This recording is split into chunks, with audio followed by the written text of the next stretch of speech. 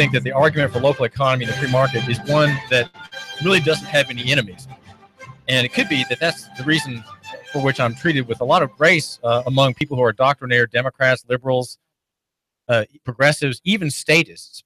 Though I often say harsh things about the modern state, even they can see some benefit in what I'm arguing. Because the idea of local economy and the free market, of local control, independence, self-government, self-determination, these are ideas that all parties yearn for, whether they're Marxists or whether they're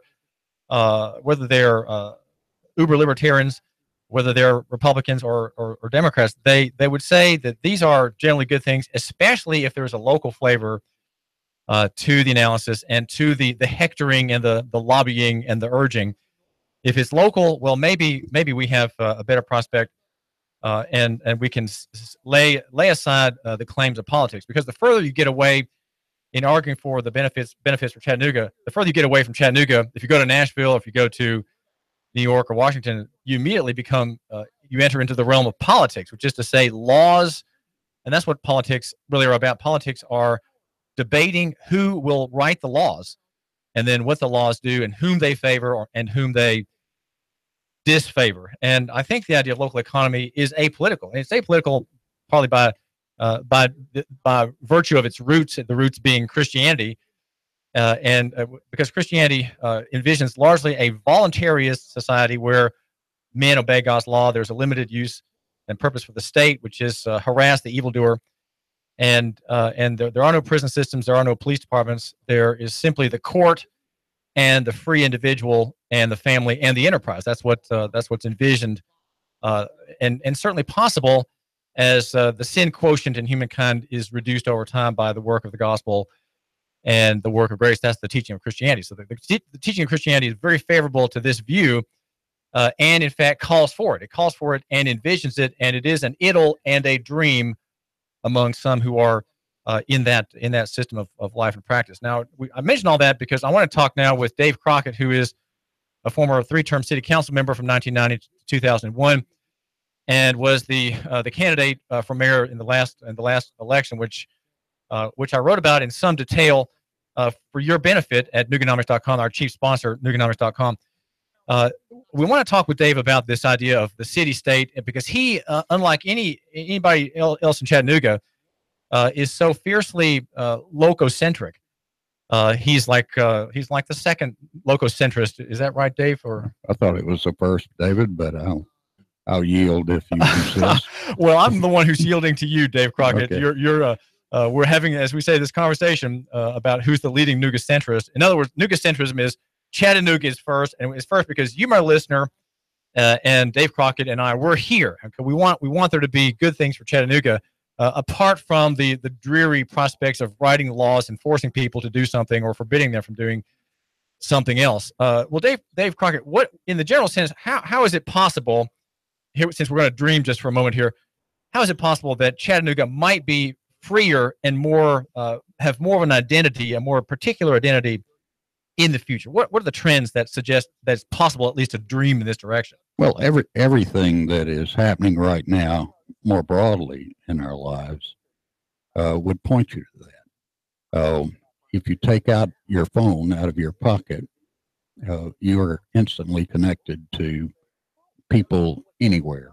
And the broader sense of that network is that you can't destroy it. I mean, it's literally something that you can't take down because it has so many connections that is virtually failure proof.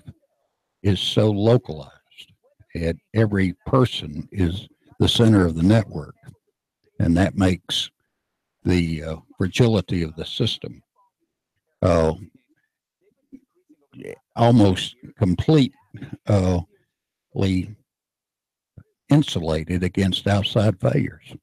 And that says that the idea of distributed systems, of localized independent systems, is the only one that can truly sustain itself.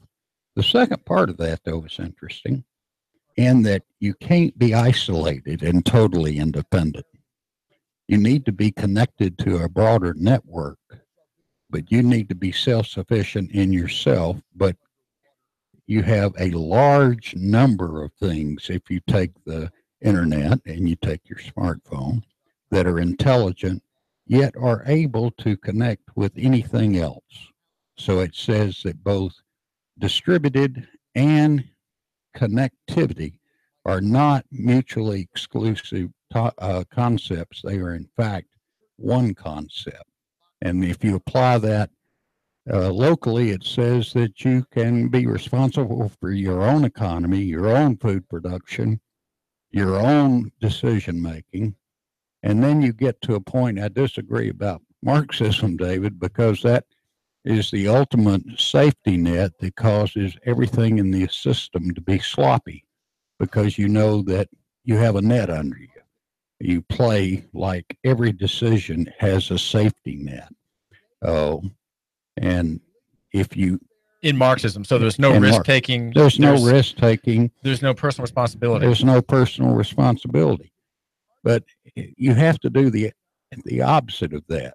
If you look at, to use Mormonism as not as a theological or scriptural idea, but as a practice, a practical practice, I believe, if I'm not mistaken, that they keep a food reserve of 6 months to a year. I'm not sure which one it is, David, but you might know. But and that is to sustain themselves and others of common interest. That is a statement of local, personal self-reliance that you have to do. And I think if you do that as a city, then you become literally failure-proof. The lococentric argument, Dave Crockett, would say that that environmental concerns could be handled here by people who aren't just long-haired college students with girlfriends who wear smocks, and not just a concern of let's say libertarian-minded people who would want license-free, tax-free businesses that are not accountable to anybody and essentially totally independent. Whatever your interest, whether you're on the left or the right or conservative or liberal, if you think in terms of local solutions and people doing things locally, a lot can get done, and there's much less friction and a lot less heat in the world of not necessarily the world of ideas, but the world of ideologies, of course, which are different. Ideas and ideologies are not the same thing, but ideologies tend to recede when you're dealing with neighbors and people in the same town as you, talking about what we can do to make Chattanooga better and help people locally. Well, I grew up in a place like that where you didn't have to be told you don't pour motor oil in a creek or in a watershed, and you have to take care of things. We did not have a garbage pickup. People recycled, and there were no recycle facilities to do it. People just did it. But once you get an outside body that can no longer answer to the local government, like we had a national gypsum plant move in, and on one of the most pristine streams in the country, a creek that literally was capable of supporting 100,000 people and two major military installations in the county, that did not require, you asked me about fluoride. We don't have fluoride in our treatment plant still in that little town, because the water coming out of the ground was so pure. I know fluoride has a different mission, but you could drink that water straight out of the ground. But a gypsum plant came in, and an authority above the local authority granted them the right to pollute that creek and to turn it a milky white and to have a massive fish kill, and in the name of jobs. And they said, well, we must have this because we need these jobs. Well, they were remote from that creek. They didn't live close to it. They did not swim in it. They did not. But when a higher government has the right to impose something on you, it destroys that local concept. But if you can work at a local level, people do things without a law. What are some strengths in Chattanooga and the people in Chattanooga, Dave Crockett, that would suggest that they are capable, let's say in the 20 to 50-year time range, of being a more independent group? Again, that the idea of I'm borrowing the idea of the city-state, which is a city. It's a region. It's an economic location. It's a center of commerce, business, and arts and culture that disregards existing boundaries, states, for example, or counties. What are the strengths in Chattanooga among Chattanoogans that you see that would allow that? And then the next question after that to keep in mind would be, Dave Crockett, what are the weaknesses here among the people and their way of thinking that would retard or prevent that from happening? Well, the first thing that David, I've been working on this since the 80s and was part of a group called City States that was pulled together by two people who wrote a book by that name, the City States, and patterning governance, ideal governance, after the Greek city-state concept. And very shortly, 85% of our economic strength will be in city-states, in regions. The Atlanta region. That has a health to it, but it has to have within that. There's a term called fractal, David, which means that if you took, for instance, a simple term is if you took a large triangle, that large triangle is composed of hundreds or an infinite amount of small triangles. They're just small subsets of that. And the localist view is that you get down to as small a level as possible, and that's what I was talking about by dividing the city into micro watersheds. An idea that was conceived by a number of other people, that a logical way, about 40 acres in Chattanooga, so you could not get lost in this big amorphous kind of glob. But when you can see things and you see things that you can see the effects of decisions on those things, and when you're doing it at that level, then that grows up to be an independence. All the promises of jobs at a local level. Nobody talked about taxes, but here we are raising them.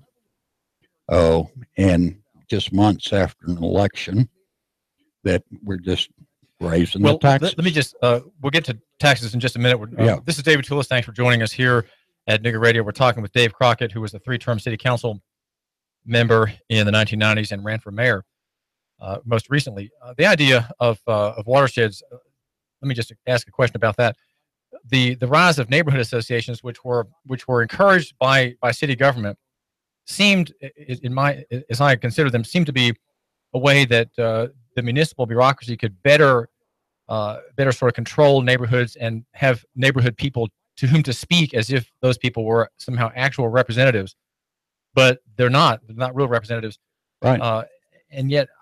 So I saw a kind of a dark purpose in that, and maybe your suggestion is, well, that's not really true, and it is good to have neighborhood associations because there is an affinity in neighborhoods. Right? Well, to a degree, there's an affinity, but most neighborhood associations among the residents, most neighborhood associations have very little participation, and we had large neighborhood associations that were formed of other neighborhood associations. In Hickson, we had 15 neighborhood associations, and we made tremendous decisions and had tremendous influence on all levels of government in the 70s and in the 80s. But the only thing that's meaningful about the watersheds is you need something that is a logical subdivision of the city. And there's something called the hydrologic unit code, David. That's kind of wonky, but that's the number of decimals that refer to a watershed. And for instance, 2 digits is the Tennessee River watershed. If you see the term '06, that means anything that's in the watershed of the Tennessee River. Oh, now the larger that number, the smaller the acreage, or the smaller division. So if you get out to about Huck, hydrologic unit code, we used to say, what the Huck? The Huck is Huck 20 or 22 gets down to 40 acres. And it is a place on a map that you can see. But are those divisions based on water, aquifers and water? Or are they based on social connections and the way houses are laid among shapes in the ground, trees, forests, and roads? Well, it actually really a social analysis rather than hydrological. Well, it actually works out, because when you go down to that level, you actually start to get all of those things. And the group that started doing this did it in Seattle and out in the small jurisdiction in the Northwest. And then, okay, well, we're getting away from my question, Dave Crockett. The question is, what in the character of people in Chattanooga favors this city going in the direction of an independent city-state at some point? And then the other question was, what are the things in their character or disposition that retard or prevent that? Give the quick answer, please. Well, the quick answer is you have 650 churches in this city. Oh, number one, so they have a certain ethic in them. This is of a mountain culture, primarily the Appalachian culture, which is self-reliance. Number two. Number three, I think it's just in our inherent DNA and character to want to be independent in this part of the country, more so than in others, where they look to a higher power. During these storms, they're looking for somebody to come get them.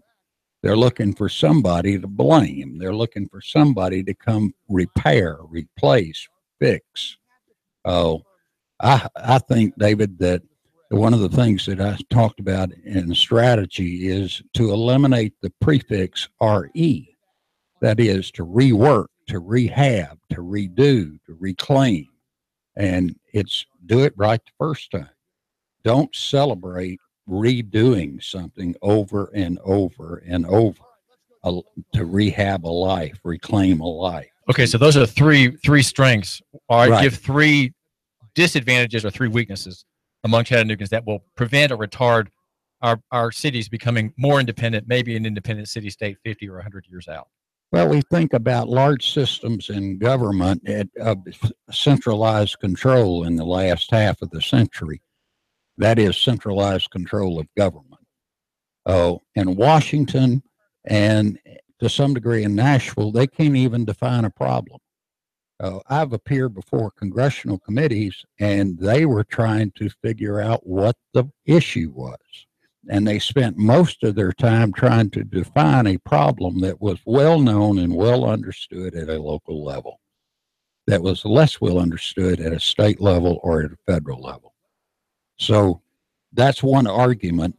We have grown more dependent on centralized authority, and particularly in this country, on centralized government. And you're saying that Chattanoogans have not escaped this problem in the way of thinking. No. That's going to hold us back. We've grown more and more and more. You look to the heavens and say, come help me. And or look to a higher power of the federal government or the state government to come help me, come do this for me, come think of this for me. And the same thing has been in business as it has grown more centralized. Now it is turning a different direction, led by industry and entrepreneurs to be less centralized, to be absolutely focused on making decisions at the lowest level, to being independent, to being entrepreneurial. And that is the same thing we have to do from a governance standpoint. So it sounds like, Dave, and I would agree with you, that the leading problem is our customary thought of depending on the state. And you're saying that there are changes afoot coming in the marketplace, in the free market, with the digital economy undergirding and under uplifting that. And I think that could lead to the city-state, David, because you now can form communities of interest so quickly. You can, where it was at one time more difficult, communities of interest because of the internet, you can get, this from your own television show that people can, radio show that people will form an audience or an affinity group. This is David Tulis, and we're talking with Dave Crockett. We're going to look next at a terrific problem that Dave has discussed. It's complex, but it touches on how it is that our tax structure is pouring people from Chattanooga into Hamilton County. And Dave, in the campaign, in a somewhat muted way, without really going full bore on it, argued for a solution that would help, I think, help in this sense of Chattanooga becoming more independent. We'll talk about this idea again in further analysis on the David Tulis Show here at Nooga Radio. Nooga Radio. Thanks. The Tennessee Valley's news, talk, and sports leader. Nooga Radio, AM 1240 and 92.7.